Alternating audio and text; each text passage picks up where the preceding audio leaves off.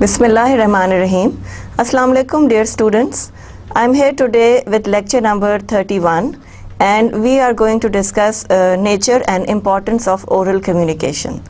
Now presentations are related to communication skills, and because you are talking to people in a certain manner, so what is the nature of communication and how you communicate with them would be in accordance to the presentations that you make. Presentations basically आपके appearance और आपके जो contents हैं उनको focus करती हैं.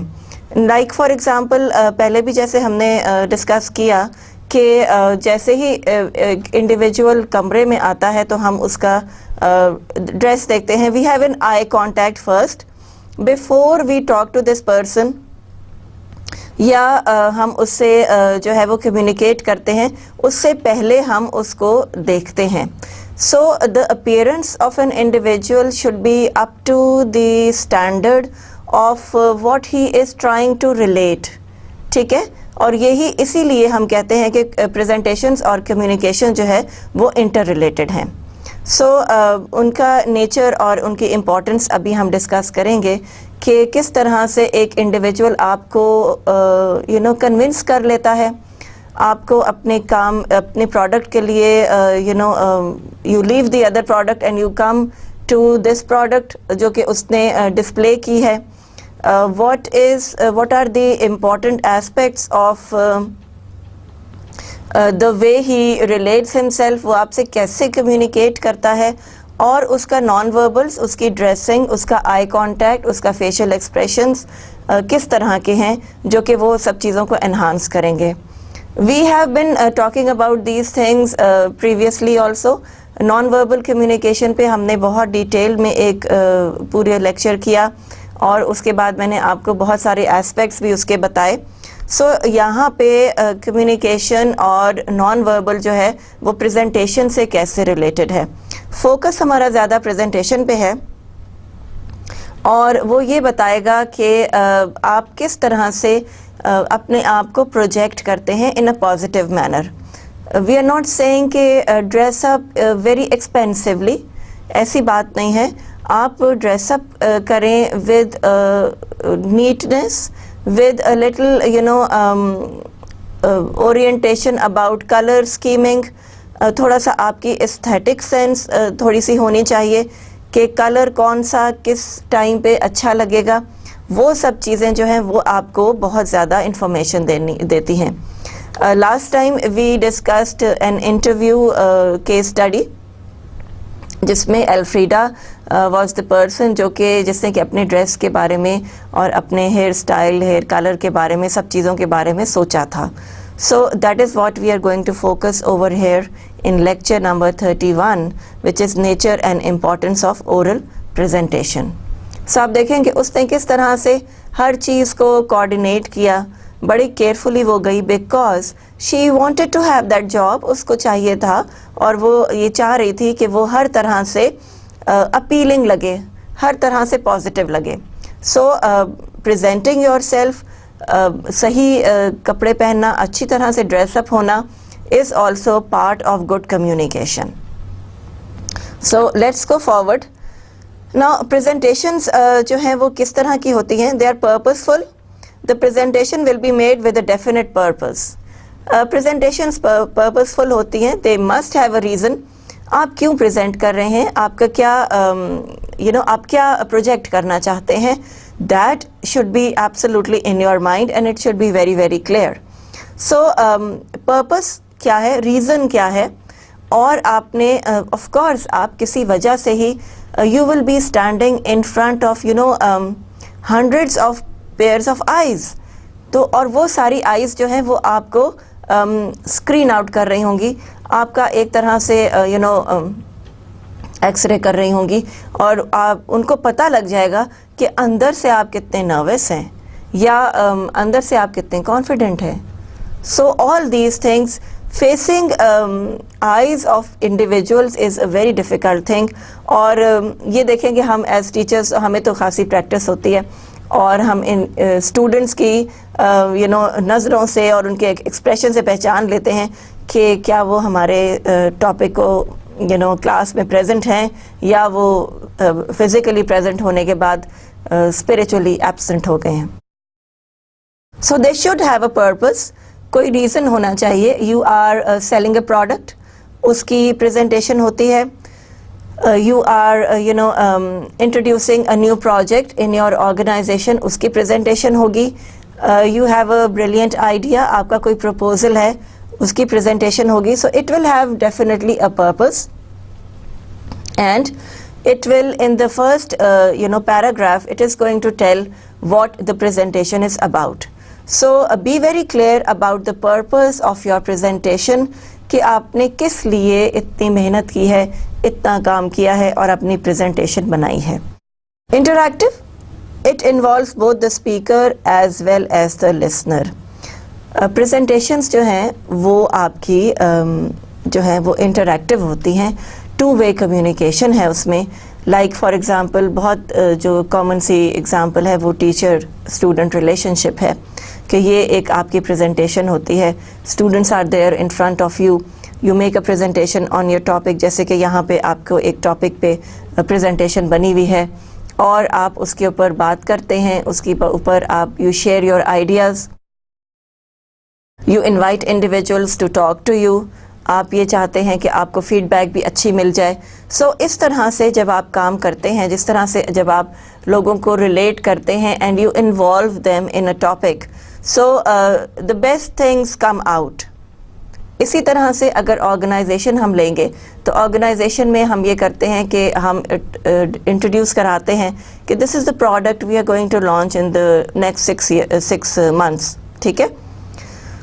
तो आपके जो लिसनर्स हैं वो आपको इनपुट देंगे, वो आपको आइडियाज़ देंगे, वो आपको सजेशंस देंगे, वो आपसे बात करेंगे कि yes it is it is feasible, it is important, और इस तरह से आप इसको कर सकते हैं। उनकी जो सजेशंस आएंगी और उनकी जो क्वेरीज आएंगी, उनके जो क्वेश्चंस आएंगे, they are going to be education and information for you.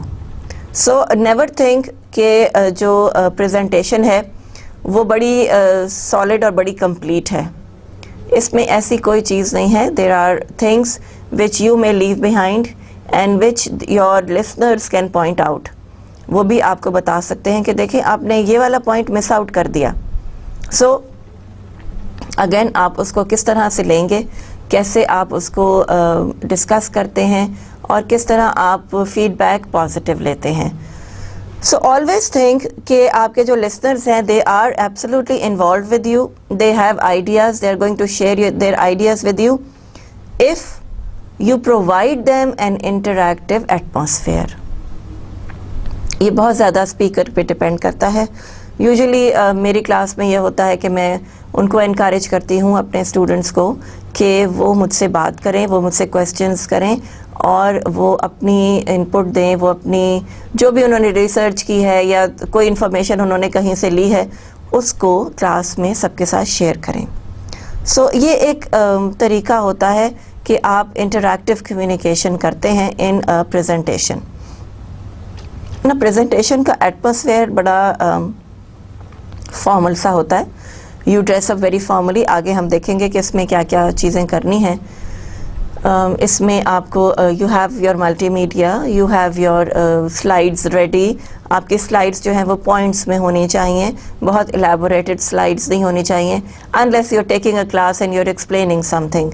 और अगर आप ऑर्गेनाइजेशन में अपनी प्रेजेंटेशंस दे रहे हैं for a new product, for a new project, या कोई launching of a new office या नया आउटलेट या इस तरह की कोई चीज़, कोई प्रपोजल है या कोई फीजिबिलिटी रिपोर्ट है, so if you are doing that then your presentation is going to have an absolutely different flavor, a different touch in it. So it is a formal situation. Next point आपका जो है formal situation का कि there are people sitting there for a definite purpose. वो आपके पास आते हैं, आपके साथ बैठते हैं, आपने possibility है कि उनको invite किया हो कि you know come and see our presentation. Presentation will be given on this topic on this date.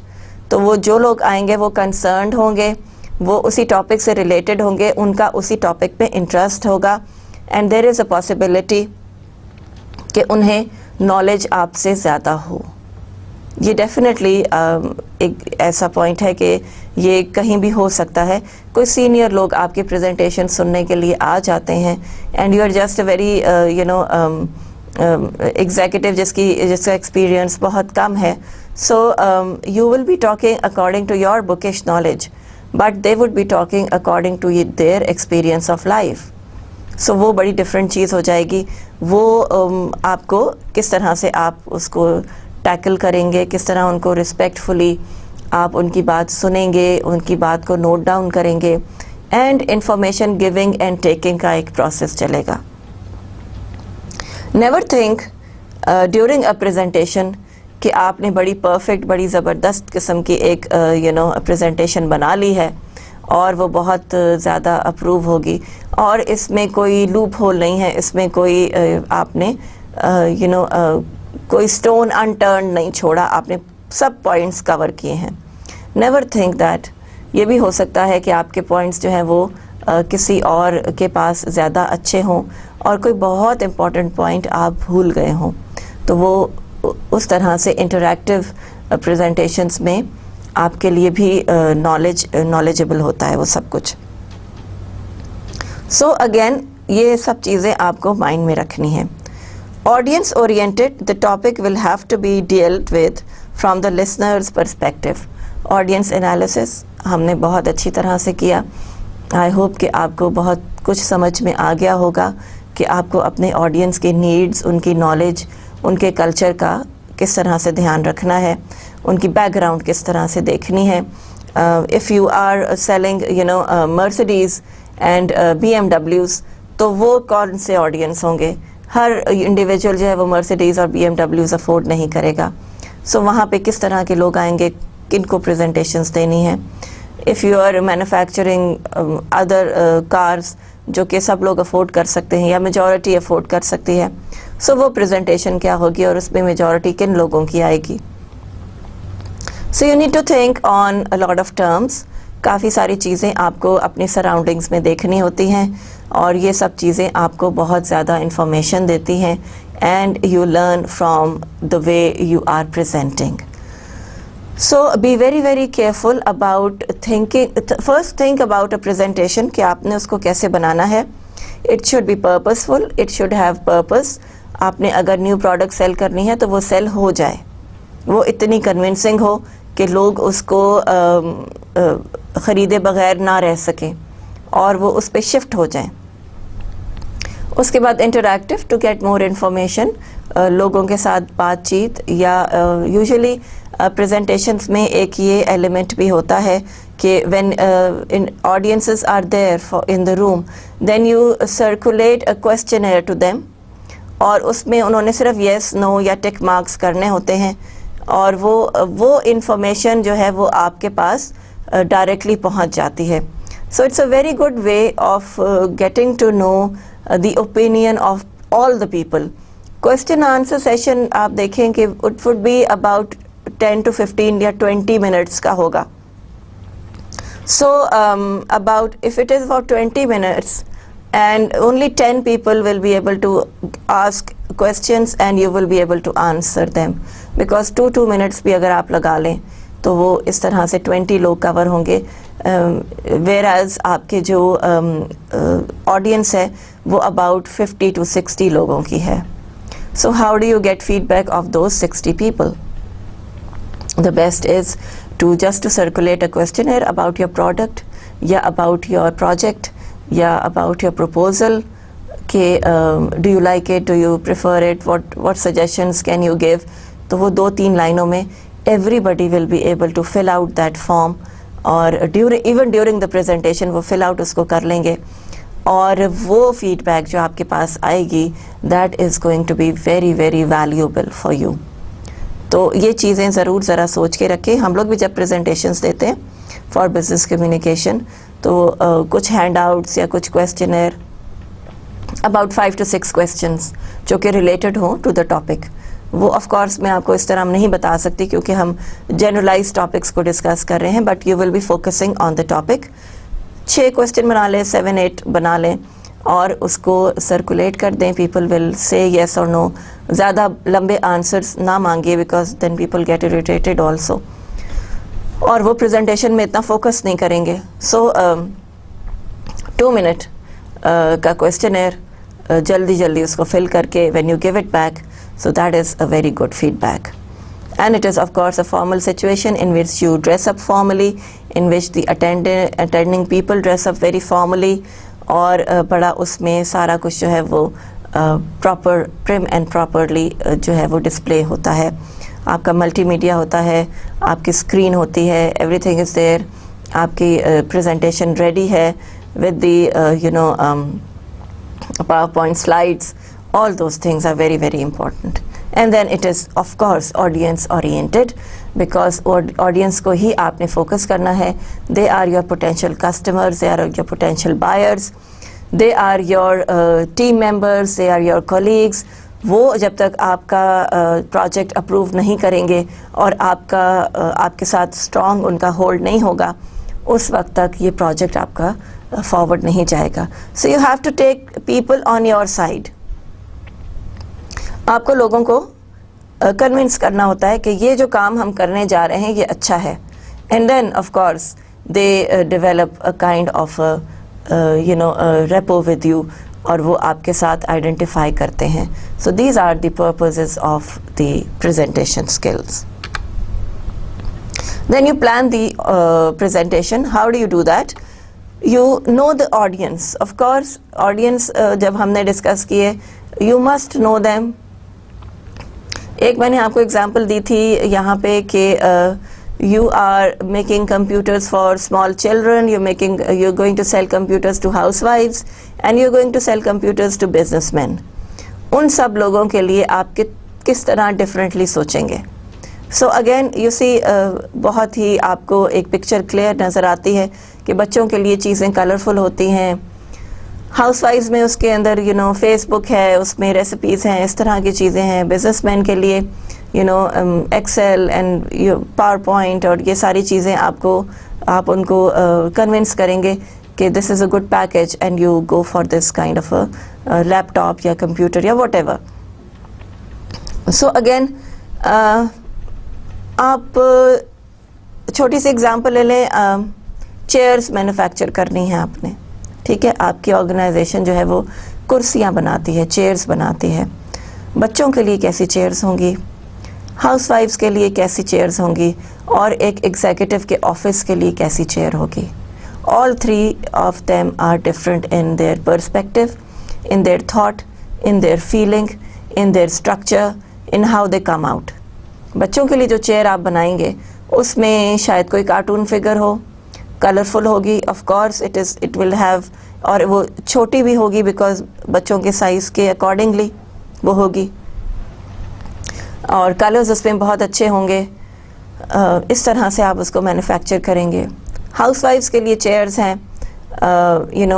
It can be reclining, it can be comfort giving, it can be very they can drag it in their kitchen also. इस तरह से आप उसको easy chair की तरह से उसको बनाएंगे.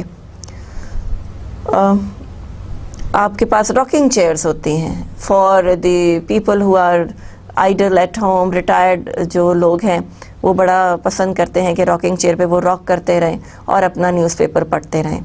So that is also a chair. लेकिन आप ये देखें कि वो किस टाइप की चेयर है. सो अगेन डिफरेंट चीज़ें आपके सामने आती हैं. It is just your observation, it is just how you look at things and how observant you are. So please remember कि बिज़नेस कम्युनिकेशन में इवन अगर एक पेन आपके सामने पड़ा हुआ है, उसको बिल्कुल नॉर्मल पेन है, पियानो का एक पेन ले लें जो कि ब्लू इंक का बॉल पॉइंट है, उसको प्रॉबेबली वो 10 to 15 रुपीज़ का है, उसको आपने कैसे बेचना है. How are you going to sell it. That is how you will present it. किस तरह आप प्रेजेंट करते हैं और किस तरह आप लोगों को कन्विंस करते हैं कि वो उसको ख़रीद लें। सो अगेन, जब आप किसी ऑफिस के लिए चेयर्स बनाएंगे तो वो किस तरह की होंगी? बड़ी अपराइट, सॉफ्ट, वेरी बहुत ज़्यादा वो रिक्लाइनिंग नहीं होंगी कि जो ऑफिसर्स हैं, एग्जीक्यूटिव्स हैं, उसके ऊपर बैठ के सो जाए। तो इस तरह की चीज़ें आपके जहन में ज़रूर आनी चाहिए। You must definitely know your audience, ठीक है। सो यहाँ पे एक और चीज़ आपको मेंशन करूँ कि आपने प्रोजेक्ट बनाया है और वो आपने एग्जीक्यूटिव्स, अपने CEOs, अपने सीनियर मैनेजर्स के सामने प्रेजेंट करना है। How are you going to do that? What kind of technical language you will use, what kind of technical jargons you will use, उन सब चीज़ों का आप बहुत ज़्यादा केयर करेंगे, ध्यान करेंगे, उनको एक्सप्लेन करेंगे। वहाँ पे कोई एक ऐसा इंडिविजुअल है जिसको ये टेक्निकल टर्म्स नहीं पता, how are you going to cater for that person? So you must be very, very careful, very, very vigilant about how you present your topic, your subject, your product, your project. ठीक है? So then, stimulate the interest of the audience. यहाँ पे again हम एक चीज़ और को refer करेंगे, which is AIDA. I hope you remember AIDA. Attention, interest, desire and action. ठीक है? So how to stimulate their interest? Presentations आपकी ऐसी होनी चाहिए जिसमें कि कुछ कुछ फिगर्स भी हों, कुछ लोकेशंस भी डिस्कस हुई भी हों। जैसे प्रोडक्ट है तो प्रोडक्ट का बॉटल या उसका सैंपल आप दिखा रहे हैं, उससे ये होता है कि इंटरेस्ट क्रिएट होता है। थोड़ा सा आपकी presentation will have a little bit of colour in it और वो बड़ी इंटरेस्टिंग और बड़ी अच्छी सी बन जाएगी। So people are going to focus on what they see. तो जो भी चीज़ जैसे नज़र आती है वो भी आपको अपीलिंग होती है आपके लिए, and it creates interest. Like for example आपने बात की कि जैसे आपके TV एक्टर्स या मूवी एक्टर्स जो हैं वो उसमें आपके एडवर्टाइजमेंट्स में आते हैं। तो वो क्यों आते हैं? Because they enhance the products popularity, ठीक है। सो इसी तरह से और आपका इंटरेस्ट उसमें डेवलप हो जाता है कि okay, if these people are using it, the product must be really very good, और हम भी उसको यूज़ करके देखते हैं। So develop the interest of the audience, even if you're making an advertisement, even if you're making a presentation, if you are making a very dry presentation of a new project, जो कि आपने कोई बहुत serious किस्म का project करना है, उसमें आप कोई कलर या कोई इस तरह की चीज़ नहीं डाल सकते। So you can give figures and facts and graphs, और इस तरह की चीज़ें उसमें कर सकते हैं आप। कुछ हेडिंग्स डिफरेंट कलर की कर दें या प्रेजेंटेशन उसकी ऐसे करें कि वो आपको जो है वो अच्छा लगे। And then of course it should have sufficient material. उसका मटेरियल ऐसा होना चाहिए कि वो कन्विंसिंग हो। आपके मैनेजर्स, आपके एग्जीक्यूटिव्स, आपके बॉसेस, आपके बोर्ड ऑफ गवर्नर्स, व्हाटएवर जो लोग भी हैं, वो आपकी प्रेजेंटेशन से इम्प्रेस हों और ये सोचें कि ऑर्गेनाइजेशन का इसके अंदर जो है वो बेनिफिट है। ठीक है। So all these things are together, और इनको जब हम कैटेगराइज करते हैं, कंपार्टमेंटलाइज करते हैं, तो फिर हमें पता चलता है कि ये सब चीज़ें कितनी इम्पॉर्टेंट हैं। In a rush of a moment हम एक प्रेजेंटेशन बना लेते हैं, बट बिलीव मी, आप उस पर सिट बैक ऑन इट और उस पर ज़रा देखें, उसको ज़रूर आप एनालाइज करें कि मैंने कैसी बनाई है, क्या ये इंटरेस्टिंग है, क्या ये ऑर्गेनाइजेशन के लिए बेनिफिशियल है, या मैंने कोई ऐसा इतना बड़ा प्रोजेक्ट दे दिया जिसके कि फाइनेंसेस ही नहीं हैं। सो वो प्रेजेंटेशन कहाँ जाएगी? It is not going to have that impact. तो आपको ये सब चीज़ें जहन में रखनी है। Realistic approach would be something very good. New product है, सेल हो जाएगी, लोग कन्विंस हो जाएंगे, लोगों को पसंद आ जाएगी। नया प्रोजेक्ट है, क्या फाइनेंसेस हैं, क्या फंडिंग्स हैं, क्या लोगों को इससे बेनिफिट होगा, क्या सोशली हम कोई काम कर रहे हैं अच्छा। जैसे मैंने आपको बताया कि हमने कैंसर हॉस्पिटल्स का डिस्कशन की थी कि यू नो सोशल वर्क भी है और कितना ये यू नो एक बहुत बड़ा काम भी है कि आप इस तरह का कोई हॉस्पिटल बनाएं और इस तरह के आप प्रोजेक्ट्स करें। उसके लिए फंडिंग चाहिए, उसके लिए लोगों की हेल्प चाहिए, उसके लिए आपको रिसोर्सेज चाहिए। So many things are required. So वो सब चीज़ें आपके प्रेजेंटेशन में कवर हो रही हैं या नहीं, that is where you are going to decide how things are going on. ठीक है। Then be sensitive to the needs and expectations of the audience. Audience की नीड्स और एक्सपेक्टेशंस क्या हैं? बेसिकली उनके नीड्स और एक्सपेक्टेशंस ये हैं कि उनके जो है वो फाइनेंशियली उन पे बर्डन ना पड़े और उनको अच्छी प्रोडक्ट भी मिल जाए। सो उसके लिए आपको सेंसिटिव होना पड़ेगा। You not making a product which is so expensive that people are unable to buy it. Like for example there are some big companies जिनकी क्रीम्स जो हैं वो 2000 या 5000 तक की भी हैं, जस्ट फेस क्रीम्स हैं वो। और ये मेरा ख्याल है कि कोई एक आम इंसान तो ख़रीद नहीं सकता। You don't have that much of capacity to use any cream which is above you know 2 to 3,000 rupees. तो इस तरह से लोगों की और फिर ये होता है कि फिर वो उसी you know financial you know strata के लोग उस प्रोडक्ट की तरफ जाते हैं। Common people do not go to that extent. So you will know कि क्या आप एक्सपेक्ट कर रहे हैं, उनकी एक्सपेक्टेशन क्या है। आज अगर उन प्रोडक्ट्स की प्राइसेस कम हो जाएं तो कितने लोग उसको ख़रीद सकेंगे। सो इसीलिए आपकी स्पेशल ऑफर्स होती हैं, इसीलिए आपकी सेल्स लगती हैं कि people would be able to benefit from them. Then strike up interaction with your audience as much as possible. Now during a presentation you have to strike up a kind of a interaction with them. उनके साथ बातचीत करते हैं, उनके साथ आप कुछ share करते हैं, उनके साथ आप common you know interest की बात भी करते हैं with going along with your presentation. Now this will you know be considered according to the nature of the presentation. कि अगर आप किसी न्यू प्रोडक्ट के लिए कन्विंसिंग यू नो कैंपेन कर रहे हैं तो उसमें तो आप ऑडियंस के साथ इंटरेक्शन बहुत सारा करेंगे और उनको कन्विंस करेंगे कि you know this is the best product for you.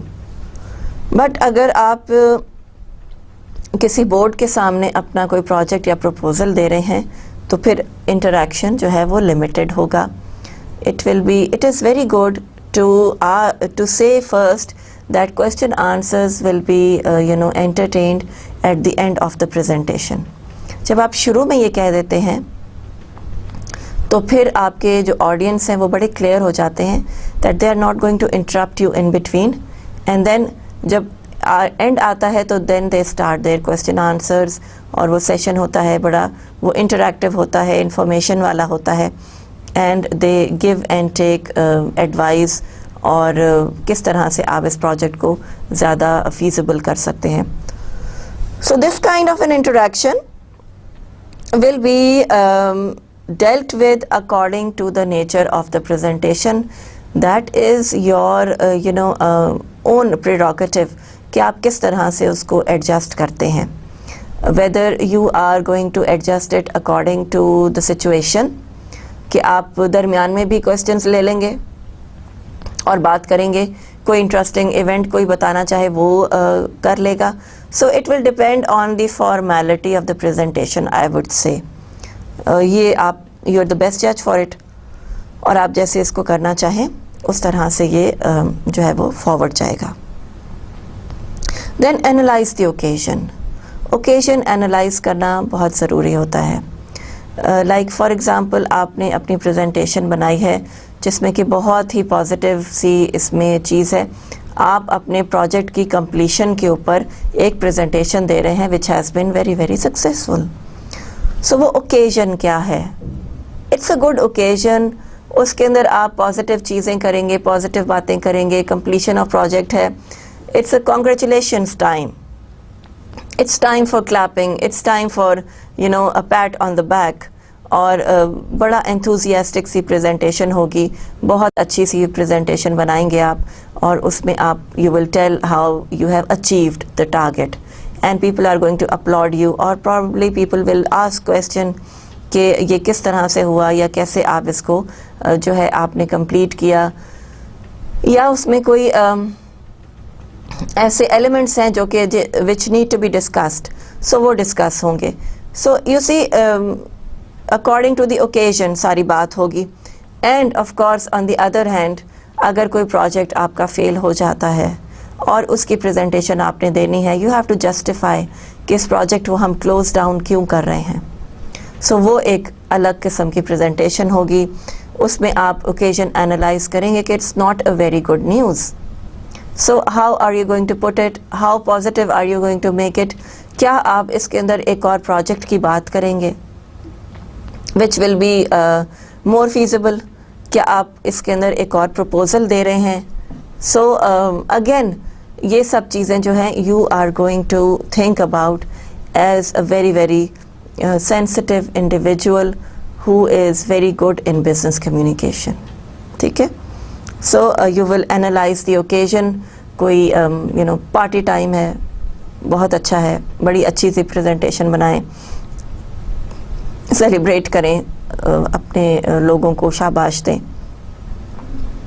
या कोई ऐसा occasion है जिसमें कोई product जो है वो ठीक नहीं रही, उसके results अच्छे नहीं आए.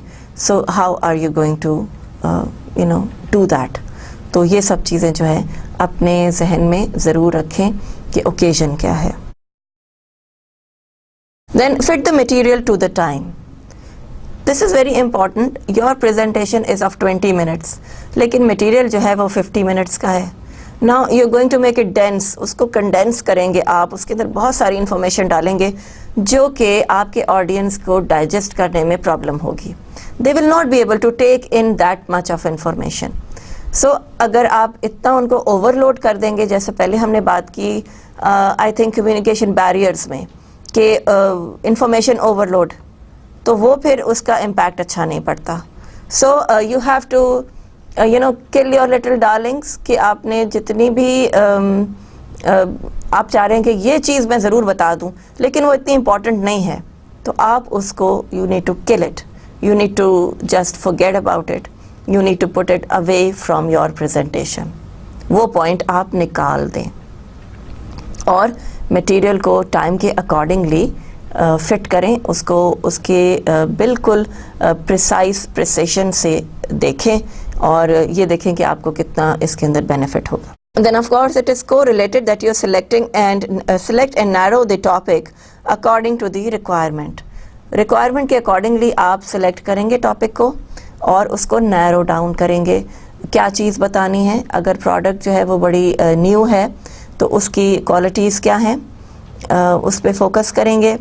अगर आपकी प्रेजेंटेशन है on the failure of any project जो कि ख़राब हो गया है, ख़त्म हो गया है, तो नैरो डाउन करेंगे, उसको सेलेक्ट करेंगे कि why things went wrong, where things went wrong and how we are unable to achieve this target due to these reasons. So you will know कि आप किस तरह से कौन सी बात जो है उसको ऑडियंस को कैसे डिलीवर करते हैं. So again you're planning the presentation, you must know the audience, उनका इंटरेस्ट, उनकी नीड्स, उनकी इंटरैक्टिव होना चाहिए, ओकेजन एनालाइज हो, मटेरियल फिट हो, ज़्यादा ना हो और कम भी ना हो. प्लीज़ कीप इन माइंड कि कम मटेरियल जो है वो भी टेम्पो डेवलप नहीं करेगा.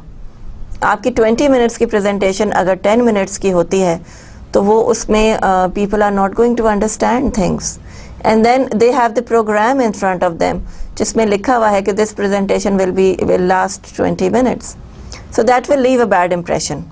सो प्लीज़ रिमेंबर बोथ साइड्स कि इसको ये ना ज़्यादा बड़ी हो और ना ज़्यादा छोटी हो, कि लोगों का अभी मूड ही डेवलप हो रहा हो और आपकी प्रेजेंटेशन ख़त्म हो जाए.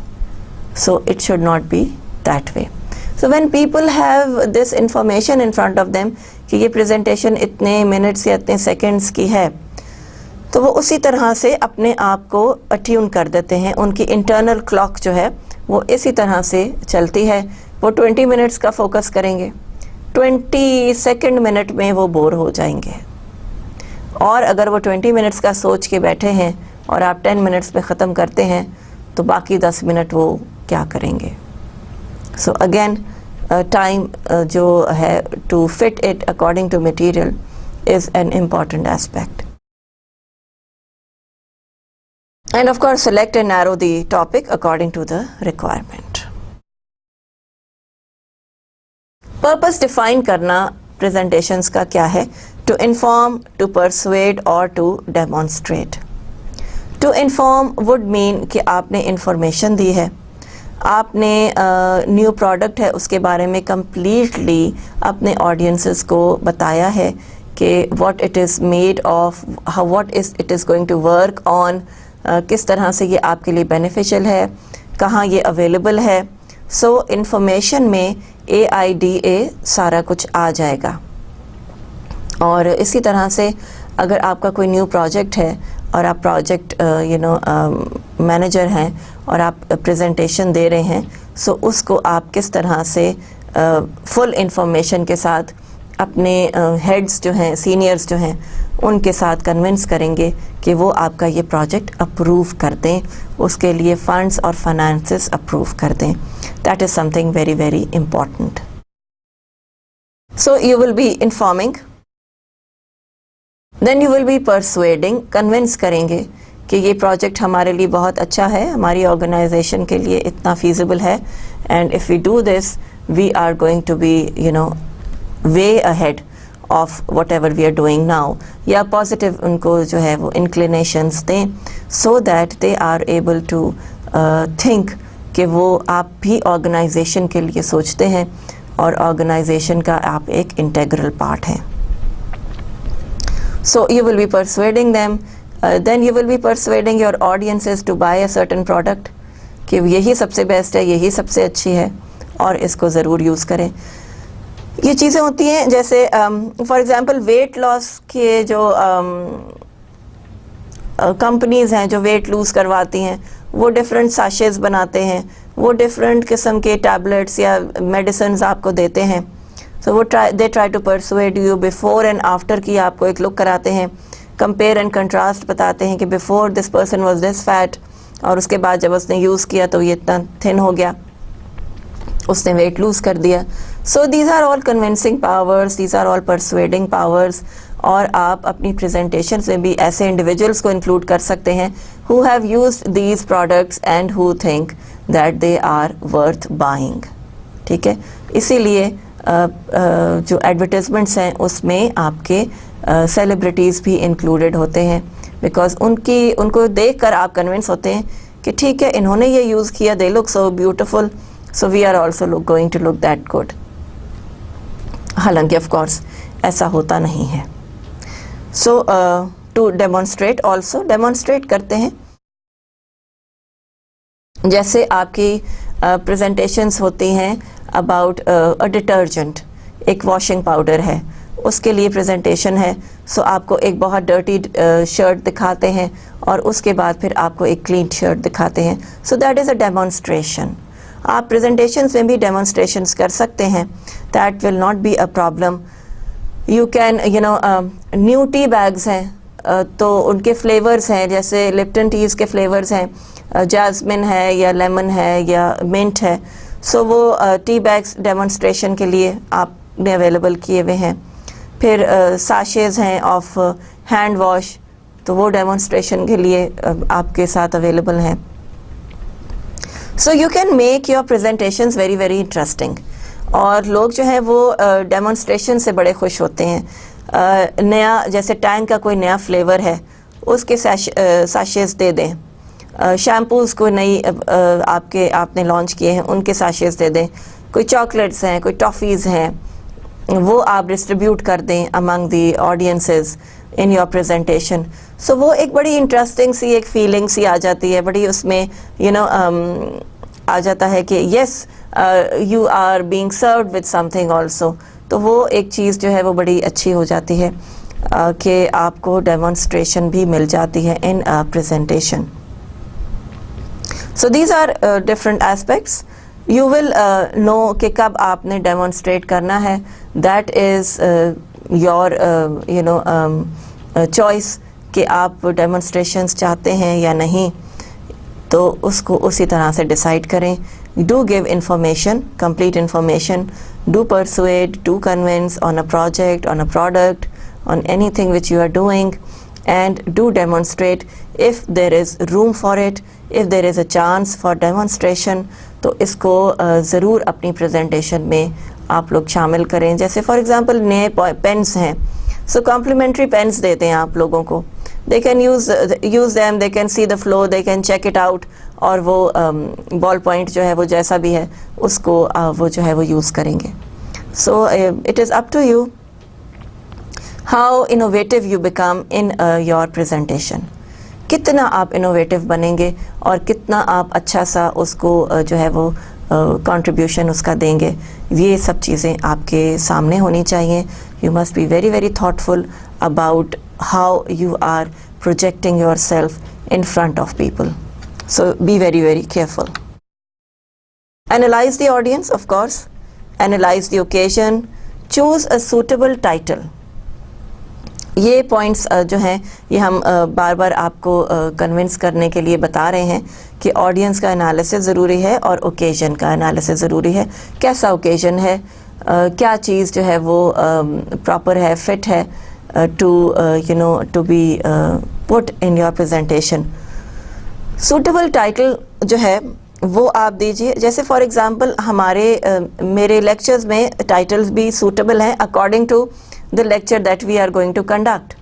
तो इसी तरह से टाइटल का सूटेबल होना बहुत ज़रूरी है, because the title is going to prepare the audience, उनका मूड, उनकी थिंकिंग और उनकी नॉलेज को जो इग्नाइट करेगा, जो इंस्टिगेट करेगा, वो टॉपिक होगा, टाइटल होगा. So if the title is good enough, if the title is very interesting, तभी आप प्रेजेंटेशन देखने और सुनने जाते हैं.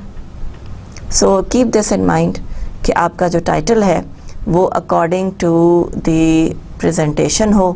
प्रेजेंटेशन के कंटेंट्स क्या हैं उनको सोच के अपना अच्छा सा टाइटल एक बनाइए. जैसे for example launching a cream for your fairness. So वो क्रीम जो है वो आपको फेयर कर देगी, वो आपको अच्छा कर देगी, वो आपकी लुक्स को एनहांस कर देगी. या launching a shampoo which will make your hair dandruff free. तो इस तरह से जो चीज़ें होती हैं वो आपके लिए टाइटल्स जो हैं वो सूटेबल होते हैं. जैसे मैंने आपको कहा कि आपको याद होगा इमेज बिल्डिंग वर्ड्स हमने डिस्कस किए थे.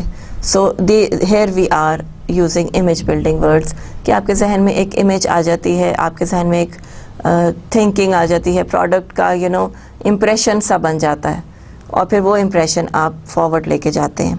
Develop the central idea. Of course central idea उसका क्या है उसको डेवलप करें.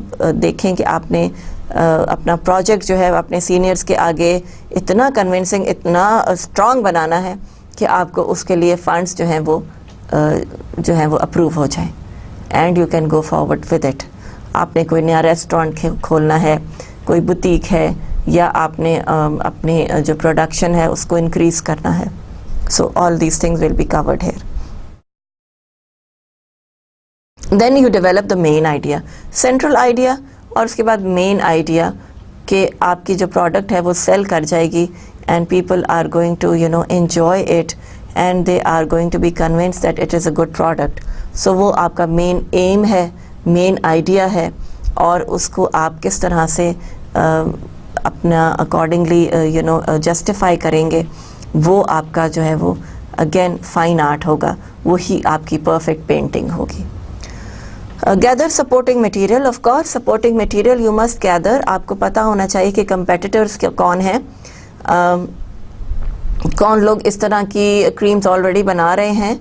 Don't mention them but yes do have them in your mind.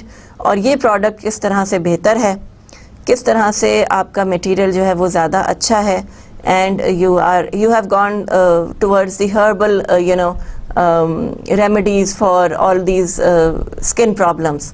तो वो कैसे पॉजिटिव हैं, कैसे बेहतर हैं, people like to use natural things, organic चीज़ों को यूज़ करते हैं. So when you are doing this, आप किस तरह से उसको डील कर रहे हैं, एंड सपोर्टिंग मटेरियल आपने क्या लिया है. एंड ऑफ कोर्स अगर कोई प्रोजेक्ट आपका सक्सेसफुल हुआ है तो उसका आप रेफरेंस देंगे इस न्यू प्रोजेक्ट में जो आप लॉन्च करने जा रहे हैं कि we have already done this, last time हम लोगों ने ये किया and it was successful, and I think that we think that the company is going to earn more profit with this project. तो वो सपोर्टिंग मटेरियल जो है वो आपके लिए बेनिफिशियल होता है. Then plan your visual aids. Of course आपकी विजुअल एड्स प्लान होनी चाहिए. यू मस्ट नो कि ये किस तरह से आपको जो है वो हेल्प आउट करेंगी. आपकी विजुअल एड्स क्या हैं. लोग जो विजुअली लोग देखते हैं वो उससे ज़्यादा कन्विंस हो जाते हैं, जैसे एडवर्टिजमेंट्स हैं. सो उसमें ऑडियो विजुअल एड्स डेफिनेटली हैं. यहाँ पे यही बेस्ट एग्जांपल है कि आप जब टीवी पे एडवर्टिजमेंट देखते हैं तो आप कितने कन्विंस होते हैं, या आप कहते हैं कि ये ऐड ही नहीं अच्छा, मुझे तो ऐसी प्रोडक्ट लेनी ही नहीं. सो that is the visual add, जिसमें कि 7 C's कवर होने चाहिए. और प्रेजेंटेशंस में स्पेलिंग्स, एरर्स, ये इस तरह की चीज़ें जो हैं वो ज़्यादा अप्रिशिएट नहीं होती. So be very very careful when you are discussing these things. Organising your presentation. Now you are in the presentation room. आप वहाँ पे हैं.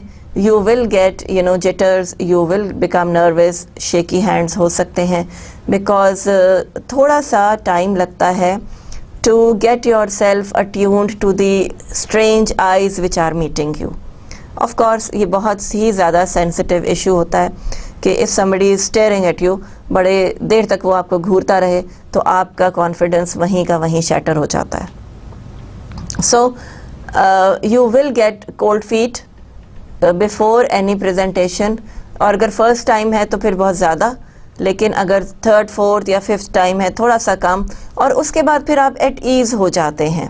जैसे फॉर एग्ज़ाम्पल मैं आपको अपनी एग्ज़ाम्पल दूँ. I was of course nervous in front of the camera, और मुझे बड़ी प्रॉब्लम हुई, और उसको मैंने किस तरह से कवर अप किया, और मैंने कैसे अपने आप को तसल्ली दी, कन्विंस किया कि नहीं ठीक है हो जाएगा.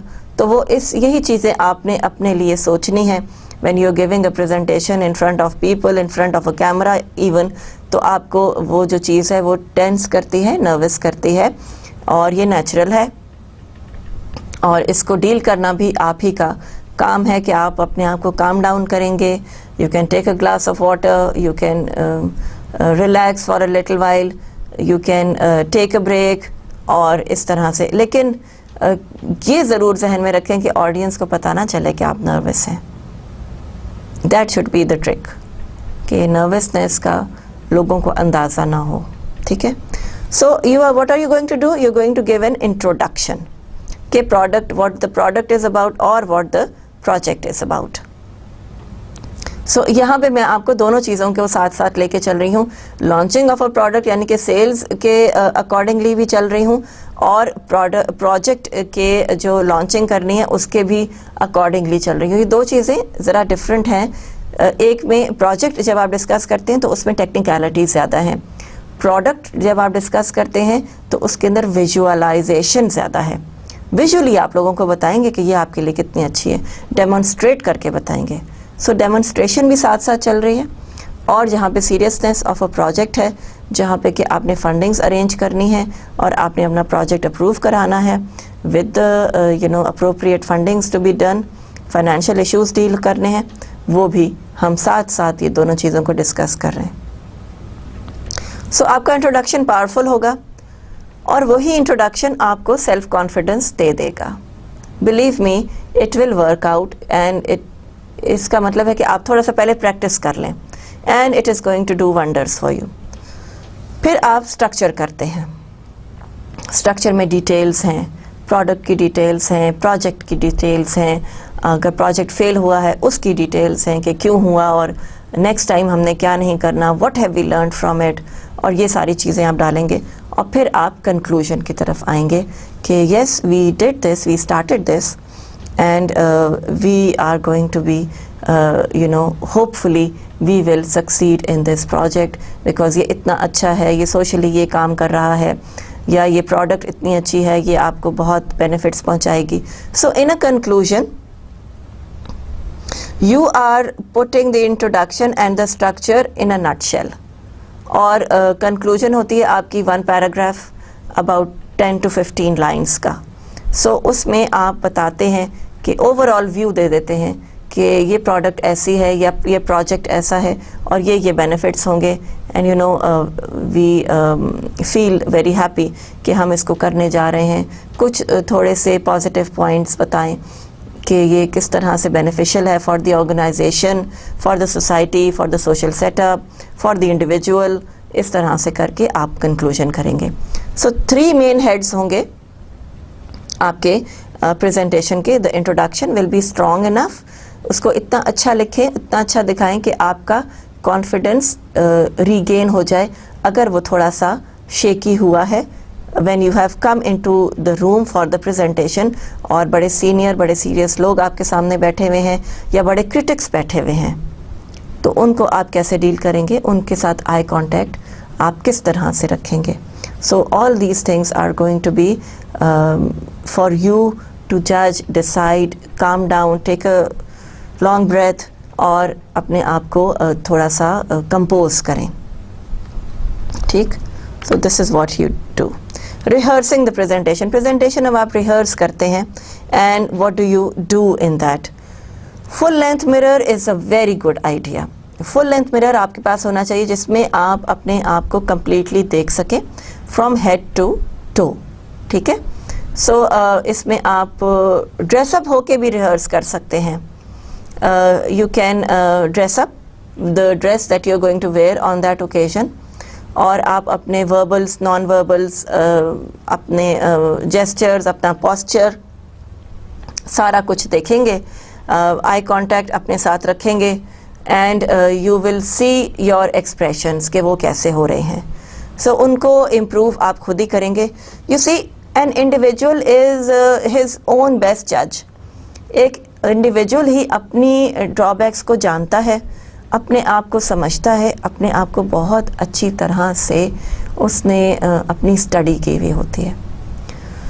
सो आई नो क्या चीज़ मुझे शेकी कर देती है, क्या चीज़ मुझे अपसेट करती है, क्या चीज़ मुझे खुश करती है, किस चीज़ में मुझे कॉन्फिडेंस आ जाता है, and what are the things that make my confidence go down the drain.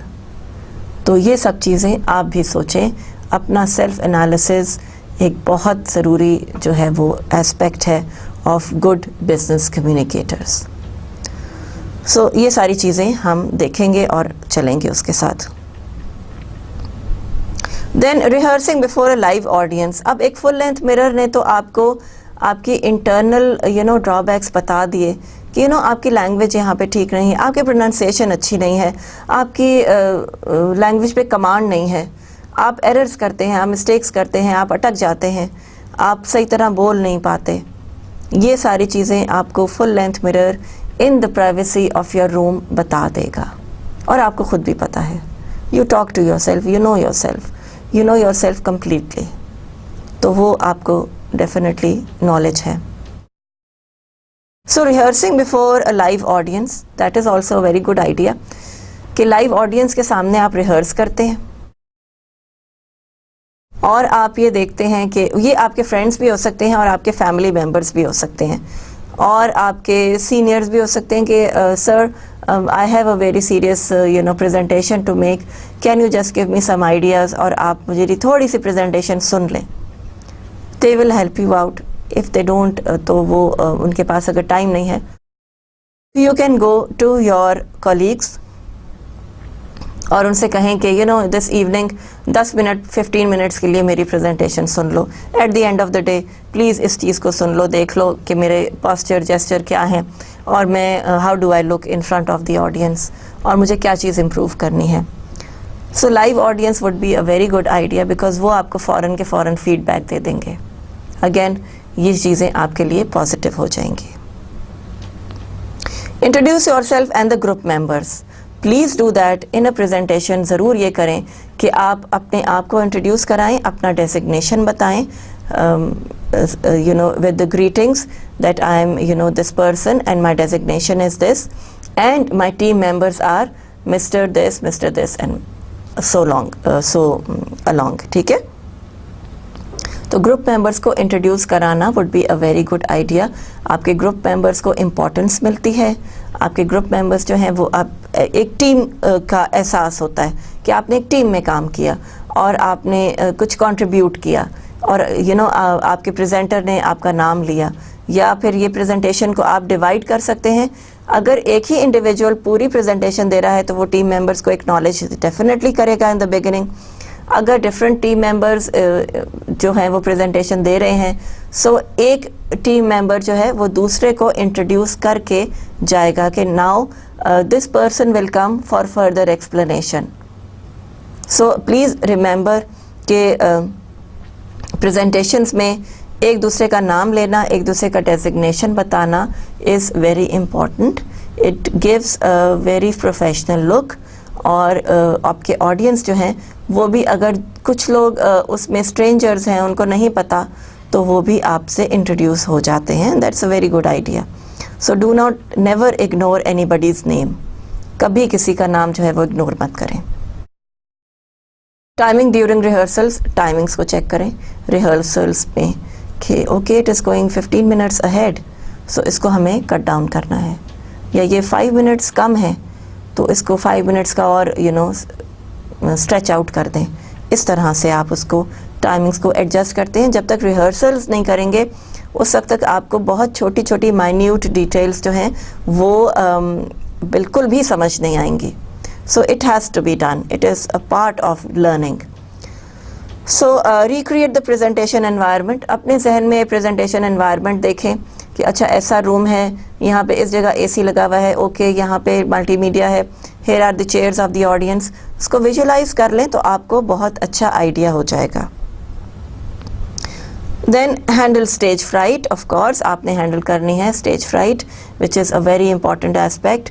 हर एक को स्टेज फ्राइट होती है. They you don't need to be you know shy of it. ये बहुत ही नेचुरल सी एक चीज़ है. और फिर उसके बाद जब आप स्टेज पे आते हैं, आप बात करते हैं, so slowly gradually you gain your confidence. और ये सबके साथ होता है. You are not a new person. आप ये ना समझें कि आप प्रेजेंटेशन नहीं दे सकेंगे. ऐसा कुछ नहीं है. आप प्रेजेंटेशन दे सकते हैं. पहले ये कोशिश करें कि आप ऑडियंस की तरफ देखें, लेकिन एक ओवरऑल व्यू डालें. एक ऑडियंस की तरफ गौर से ना देखें, वो आपके लिए प्रॉब्लम क्रिएट कर देगा. ठीक है. सारे ऑडियंस की तरफ एक ओवरऑल व्यू इस तरह से डालें कि okay these are the people. तो उससे आपका कॉन्फिडेंस जो है वो रीगेन हो जाएगा. किसी की आई कैच ना करें. And then of course during presentation आप आई कैचिंग कर सकते हैं. It is very much natural कि किसी एक इंडिविजुअल की तरफ आपने देखा, फिर किसी एक की तरफ देखा, फिर यहाँ देखा, इधर देखा, आपने ये सारा कुछ कर लिया. लेकिन इनिशियली जब कॉन्फिडेंस गेन करना है, सो एक ओवरऑल सी व्यू दें और अपनी इंट्रोडक्शन ऑफ द प्रेजेंटेशन पे फोकस करें. इंट्रो अच्छा हो गया तो फिर आगे सब कुछ स्मूथ लाइन हो जाता है. Everything goes according to the plan. So be very careful कि आपने किस तरह से अपने जो ऑडियंस है उसका आई कांटेक्ट जो है वो कैच भी करना है, कभी कभी उसको इग्नोर भी करना है, बिकॉज प्रॉबेबली ऑडियंसेस आपको कंफ्यूज भी कर देते हैं. So there are these small things जो कि which you need to keep in mind very very critically. बहुत सोच समझ के आपने सारे काम करने हैं. Then you are setting realistic goals. Of course realistic goals हैं. आप you're not out to you know conquer the whole world. आपको conquer नहीं करना, आपने convince करना है लोगों को कि वो product खरीदें या वो ना खरीदें. It is up to them. So be very realistic कि नहीं, मुझे तो you know लोगों को, जितने लोग भी आएंगे ना, मैंने उनको convince कर देना है कि वो अपनी previous product छोड़ के ये use करें. It is not going to work that way. So वो ऐसे नहीं होता. और इसके लिए आपको बहुत ज़्यादा जो है वो रियलिस्टिक वे में चलना पड़ता है. यू हैव टू से कि जी ठीक है। अगर और कभी कभी आपकी प्रेजेंटेशंस जो हैं वो ख़राब भी हो जाती हैं, कभी कभी प्रेजेंटेशन वो रिजल्ट्स नहीं लाते हैं जो आपने एक्सपेक्ट किए होते हैं, so you become demoralised. But yes, you have to pick up courage again and start you know all over again. You have to start fighting again. Avoid negative thoughts. यही बात मैं आपको कहना चाह रही थी कि नेगेटिव थॉट्स को अवॉइड करें। ये ना समझें कि मेरी प्रेजेंटेशन बहुत बुरी हुई, थोड़ी सी कोई गलती हो जाती है, कोई बात नहीं है। You are a human being, आप इंसान हैं, आपके कभी कभी टंग ट्विस्ट हो जाती है, कभी आपको you know you will sneeze, आपको कोई छींक आ जाएगी, या आपको आपका गला ख़राब हो जाएगा, या बोलते बोलते ड्राइनेस आपको हो जाएगी। And it happens with all of us, हम सब के साथ ये होता है। और नेगेटिव थॉट्स पहले आती हैं कि यू नो पता नहीं मैंने कैसा किया, और आई डोंट नो मैंने ये मिस्टेक कर दी थी। तो उसमें कोई बात नहीं है, मिस्टेक्स हो जाती हैं। You will improve in your second presentation, आप बेहतर कर लेंगे। तो उससे कॉन्फिडेंस अपना शैटर बिल्कुल ना करें। कभी कभी मिस्टेक्स हो जाती हैं, कभी कभी कोई प्रॉब्लम आ जाती है, और कभी ऐसा भी होता है कि यू नो अच्छी प्रेजेंटेशन जा रही है और लाइट्स ऑफ हो गई, कोई पावर ब्रेक डाउन हो गया, सो वो सारी प्रेजेंटेशन ख़राब हो जाती है, लोग जो हैं वो डिस्पर्स हो जाते हैं, और इस तरह से नेगेटिविटी आ जाती है। But yes, stay good, stay positive and work for better, you know, better ideas next time. Speak slowly and confidently. बहुत तेज़ अगर आप बोलेंगे तो आप जो है ना मिस्टेक्स कर देंगे।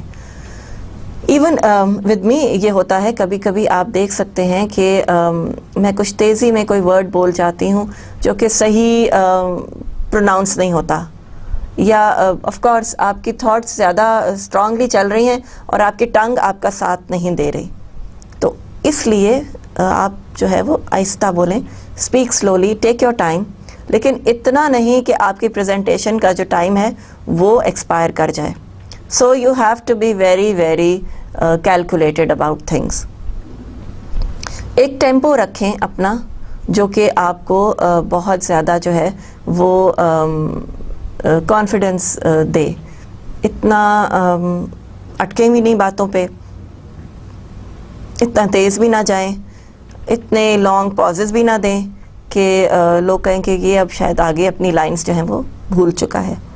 सो all these things, giving pauses और टॉकिंग टू फास्ट और talking too slow will all be calculated in the negativity of a presenter.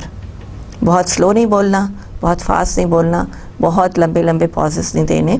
You can stop, of course, जैसे हम रुक जाते हैं, थोड़ा सा स्लाइड्स की तरफ देख लिया, थोड़ा सा किसी से बात कर ली, यू नीड टाइम आउट, थोड़ा सा you need to catch your breath, कि आप बोलते बोलते आप थक जाते हैं, तो उसको किस तरह से डील करेंगे। Learn and practice stress reduction techniques. Stress reduction techniques को प्रैक्टिस करें, उनको लर्न भी करें। You can have a glass of water. अगर एक पानी का ग्लास आपके करीब ही पड़ा हुआ है, वो भी आपको जो है ना वो स्ट्रेंथ देता है, वो भी कहता है कि ठीक है, ये मैं जो हूँ ना इसको पी सकूँगा, और आपको एक कॉन्फिडेंस आता है कि ठीक है, अगर मुझे कोई गला मेरा ख़राब हो गया या कुछ हो गया तो मैं I can take aid. Of course I am a human being, और कोई भी ऐसी चीज़ हो सकती है, अनड्यू कोई ऐसी चीज़ हो सकती है। सो पानी पी लें, एक्सक्यूज़ मी कह के आप पानी पी सकते हैं, और उसके बाद फिर आप प्रेजेंटेशन दोबारा स्टार्ट कर रहे हैं। It's very normal, very natural. Stay like a human being. आप कोई रोबोट नहीं है कि जो एक बटन प्रेस किया और वो फ्लुएंटली बोलता चला गया। You are an individual, you are a human being, and remember कि आपके माइंड्स ड्रिफ्ट होते हैं। ड्यूरिंग दीज लेक्चर्स मैं आपको अपना एक्सपीरियंस बताऊं कि मैं ख़ुद भी कभी कभी कोई थॉट मेरे जहन में आ जाती है कि ओहो आज तो मैंने ये करना है, या ये चीज़ एक इम्पॉर्टेंट है ना, पेंडिंग पड़ी हुई है, उसको मैंने एड्रेस करना है, तो ये बातें आ जाती हैं। माइंड बड़ा कॉम्प्लिकेटेड है, और उसमें it has a lot of room for a lot of things, तो ये आपको कंट्रोल करना है।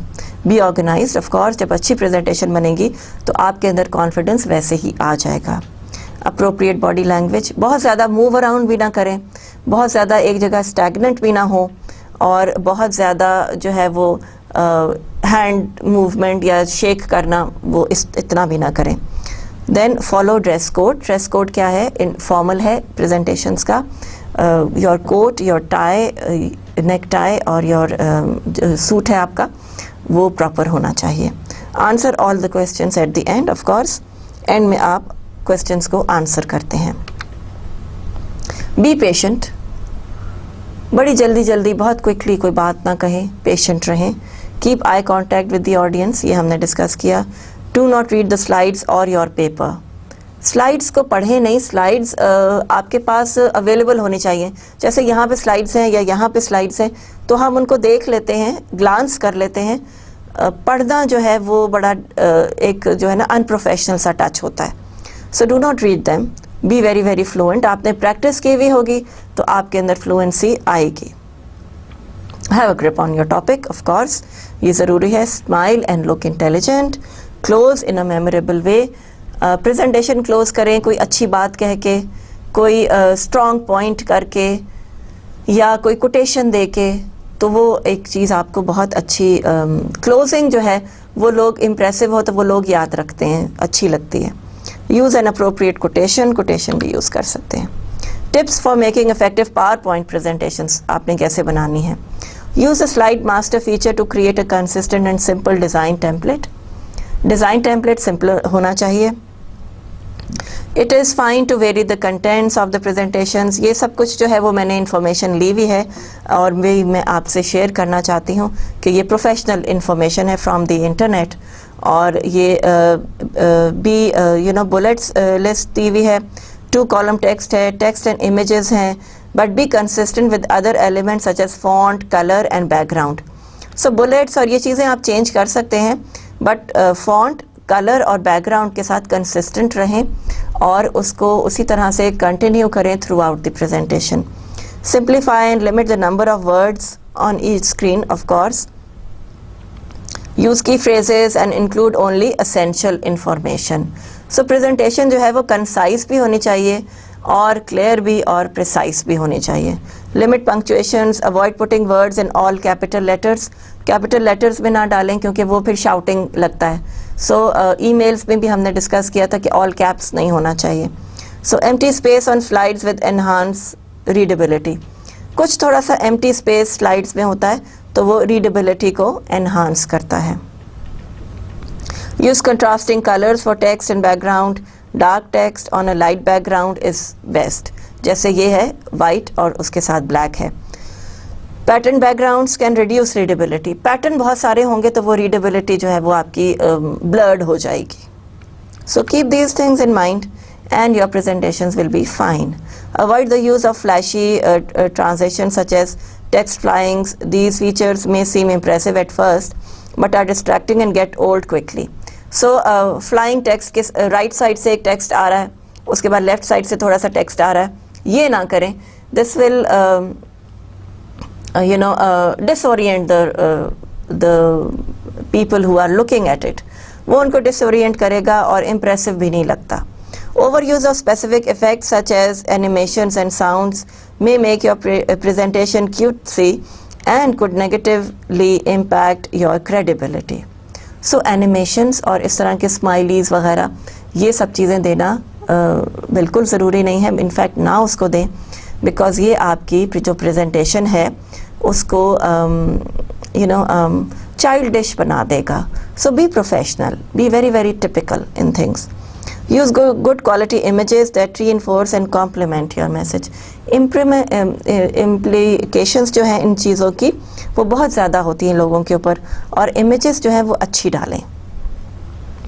Ensure that your images maintain their impact and resolution when projected on a larger screen. Resolution उनकी ख़राब ना हो. Image आपने दी है वो blurred सी हो गई because वो आपकी full screen के ऊपर अच्छी नहीं आई. So be very careful about it.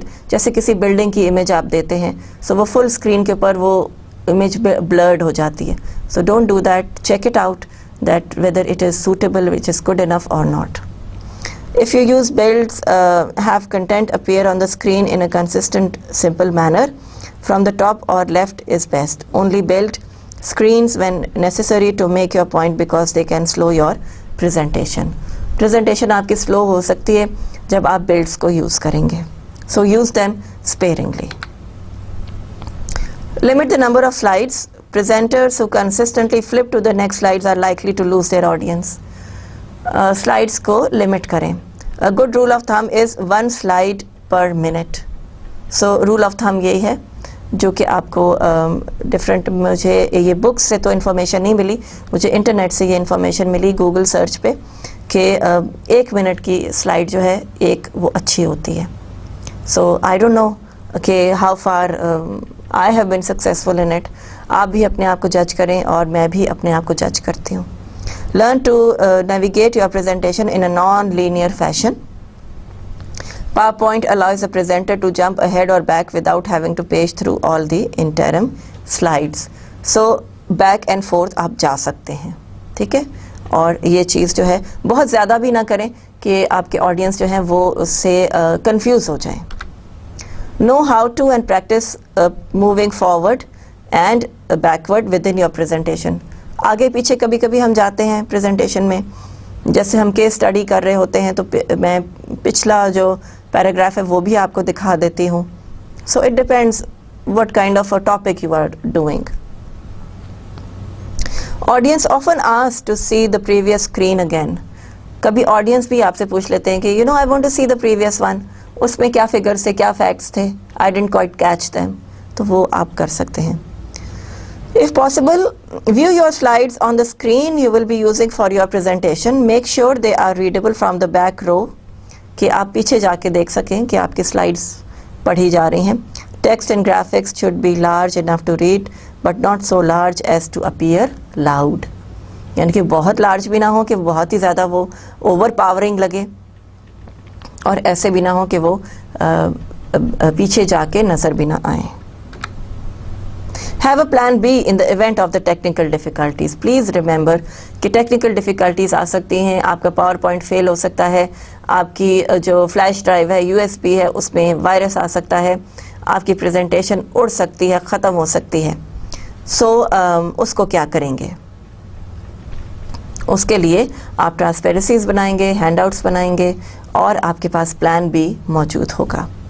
Remember that transparencies and handouts will not show animation or other specific or special effects.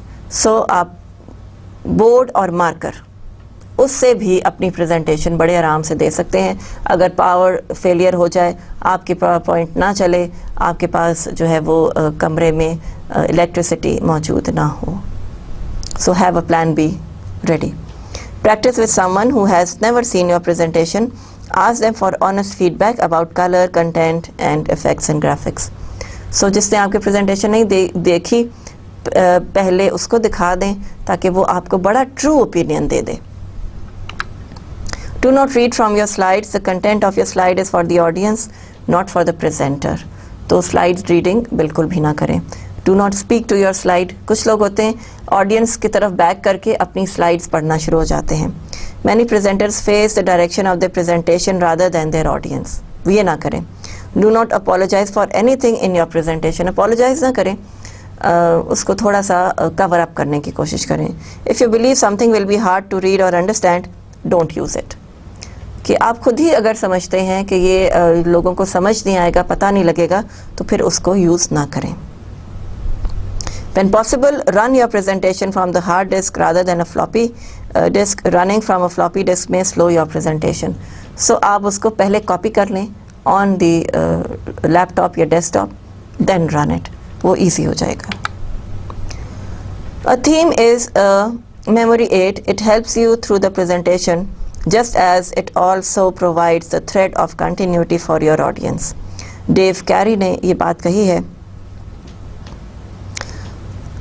और वो ये कहता है कि थीम जो है वो एक मेमोरी आपको जो है वो हमेशा रखती है. एक अच्छी प्रेजेंटेशन जो है वो आपको लॉन्ग लास्टिंग इफ़ेक्ट्स देती है. And then he says the little voice in the back of your head will always find something wrong with you, but nobody else can hear that voice. ठीक है? So he says कि एक आवाज़ आपको खुद से आएगी internally कि कुछ गड़बड़ है, कुछ खराबी है, लेकिन कोई और उसको नहीं सुन सकता. So you correct it yourself. So here is our presentation और इसके छोटे छोटे points आपको बता रही हूँ. PowerPoint is like your presentation suit. A good suit won't make your presentation, but a bad suit, like a bad PowerPoint, can kill your presentation. So ख़राब PowerPoint जो है वो आपकी presentation को तबाह कर देगा. Your audience will remember how they felt about you. They will forget your name and your message. So you are the individual. आप एक ऐसे individual हैं जो कि presentation दे रहे हैं. So आप किस तरह से लोगों से interact करते हैं, people are going to remember that. They might forget your message. So here are the presentation skills in front of you. और ये आपसे जो है वो nature and importance of oral presentation. So this is what we discussed throughout.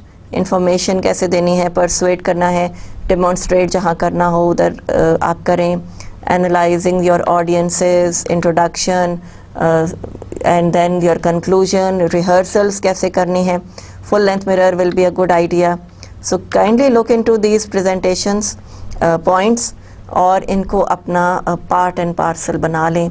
ये आपको बाकी भी PowerPoint की जो tips हैं वो भी important हैं. और फिर कुछ आपको मैंने quotations बताई हैं और इसमें आप ये देखें कि काफ़ी सारे लोगों ने इस चीज़ को एनहांस किया हुआ है कि प्रेजेंटर जो है वो इम्पोर्टेंट है और how you talk to people, how you convince them, how you talk to them, how nicely you present yourself will all be remembered and they are going to consider you as a good communicator, as a good business person. So आपका project, आपका product उस वक्त successful होगा when you are able to deal with the audiences in a positive manner. So here we end our lecture number 31, which was on presentations. I hope you will remember some of the points and please try to discover more points from the internet, from other books और अपनी knowledge को enhance ज़रूर करें. ये बात मैं हमेशा आपसे कहती हूँ and we keep on doing that. And you should keep on doing that. You learn new things every day. और इसको learn करके सबके साथ share करना would be, increasing knowledge all over. So do that and take care of yourself. See you inshallah in the next lecture. Take care. Allah Hafiz.